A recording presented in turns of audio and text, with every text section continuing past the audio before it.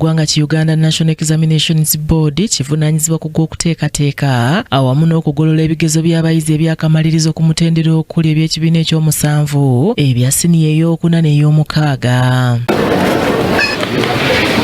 UNEB bw'eti egamba nti okuwandiisa abayizi abanaatuula ebigezo ku mitendera gino gyonsatule eby'omwaka guno kwatandika mu mwezi gwa kuna ng'era enteekateeka eno bagibalirira okukomekkerezebwa nga 3 omwezi guno ogw'omukaaga nga lwe Lwokubiri lwa Ssabbiiti ejja. Okumeddera mu mwezi ogwokuna kati tuli mu gwa mukaaga nga okuwandiisa abayizi mu kye tuyita normal registration ekugenda kuba nga kuggwa mu mwezi ennaku z'omwezi nga 3 mwezi tuli mu mwezi ogw'omukaaga Lwokubiri olujja.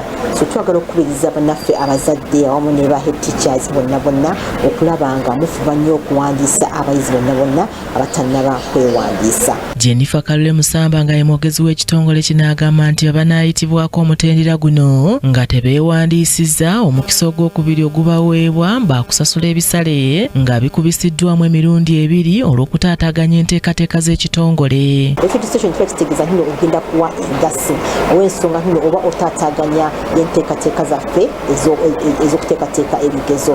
So registration abayizi aba P7 babeera nga bawa engassi ya 100 ku buli 100 kitegeeza nti nabadde awa emitwalo 3,400 agenda kuwa emitwalo 68.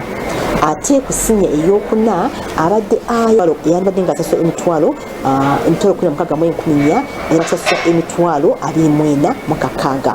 Siniya ey'omukaaga eyandiwadde emitwalo 18,600 agenda kubanga asasula emitwalo 27,900. Kalule era asabye abazadde b'amasomero agaagala okubaako ennongoosereza ze gakola mu nkalala zino ezaabaweereddwa okukozesa akadde kano akasigaddeyo. Singa ku ssaawa eno mwesanga nga mulaba nga waliwo ensobi ekoleddwa mu kuwandiisa abayizi okugeza mu mannya okugeza aba spelling erinnya date of birth ky'oyinza okukola okyasobola okuba nga olongoosa ensobi eyo ojja kgenda ku poto wali wawandiisizza abayizi abo ogende tulina waliwo kye tuyita amendment form.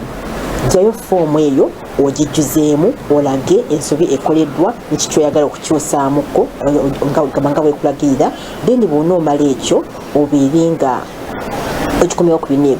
Ono mu ngeri ye mwalabudde amasomero ku mateeka ga UNEB era nga abanaakwatibwa agamba baakuvunaanibwa. Twagala okujjukiza abannaffe ba heads of centers nti mufube nnyo okulaba nga mwewala okulambika essente esayi za UNEB ne muziyita essente eza UNEB.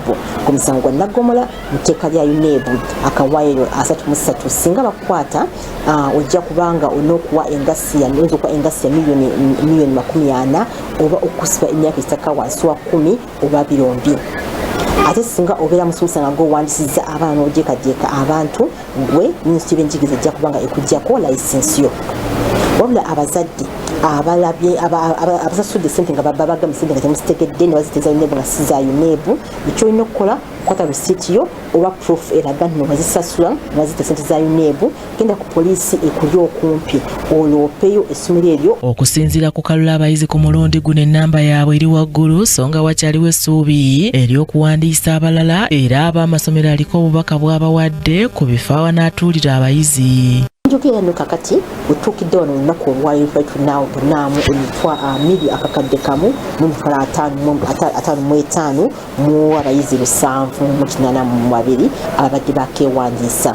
Bwe tugerageranyaako n'abayizi abeewandiisa omwaka oguwedde tulina percentage increase ya 7% ku buli 7.3 ku buli 10 beeyongeddeko mu kuwandiisa ebbanga omwaka guno. Nga sentazi zaffe zonna zitusuubira kati ngeza za PLE ebitundu 95 ku buli 10 abadde bakawandiisa abayizi baabwe.